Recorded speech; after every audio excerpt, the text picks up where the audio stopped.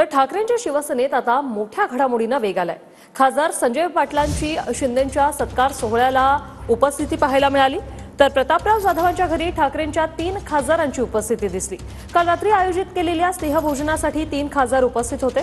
खासदार संजय जाधव, नागेश आष्टीकर आणि वागचौरे उपस्थित होते। तर ठाकरेंचे माजी आमदार राजन साळवी आज शिंदेंच्या शिवसेनेत प्रवेश करतायत आणि आदित्य ठाकरे आज दिल्लीत खासदारांची भेट घेणार आहेत। परवा दिल्लीतल्या शिंदेंच्या सत्कार सोहळ्यात ठाकरेंचे ईशान्य मुंबईचे खासदार संजय दिना पाटील देखील उपस्थित होते। हेच संजय दिना पाटील श्रीकांत शिंदेंनी बोलावलेल्या स्नेहभोजनाला देखील उपस्थित होते अशी प्राथमिक माहिती आहे।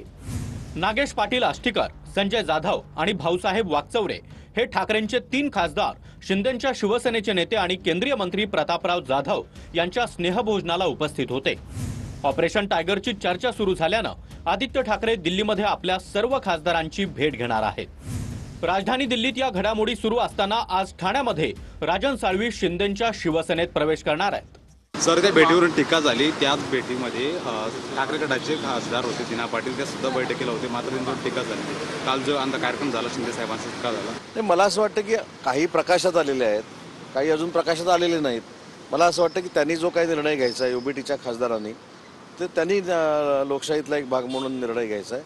परंतु मी मगाशी जसं सांगितलं की आमच्या सगळ्यांची प्रायोरिटी ही आहे की कुठच्याही परिस्थितीमध्ये शिवसेना धनुष्यबाणाची वाढली पाहिजे। आता भारतीय जनता पार्टीचे ज्या 133, 135 आणि अपक्ष मिळून 140-42 निवडून आले, त्या अर्थी शिंदे गटाचं महत्त्व कमी झालेलं आहे। भारतीय जनता पार्टी ग्रो करणारा पक्ष आहे।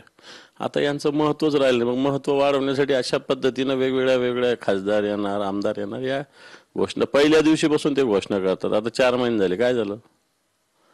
पहिल्या दिवशीपासून निवडून आले त्या दिवशीपासून म्हणतात शिवसेनेचे 20 पैकी 10 येणार। कुठे आले? लोक निवडून आलेले आहेत। आता असं कोणी इकडे केलं तर लोक तोंड काळा नाही करणार का त्यांचं? सरकार आता बहुमताचं निवडणूक आयोगाचं बसलेलं आहे। त्याच्यात भाजप एक घटक पक्ष आहे, मग मिंदे गट आहे आणि एक फुटलेली राष्ट्रवादी आहे। ह्या तिन्ही पक्षांनी फोडाफोडीच्या पुढे जाऊन, ठीक आहे तुम्ही जेवढा आमचा पक्ष फोडायचा ना फोडा, ज्यांना घ्यायचे भ्रष्ट असतील घ्या, ज्यांच्यावर डाग असतील, आम्ही बोलत नाही डाग अच्छे आहेत, भाजप बोलतं डाग अच्छे, पण घ्यायचं असेल घ्या।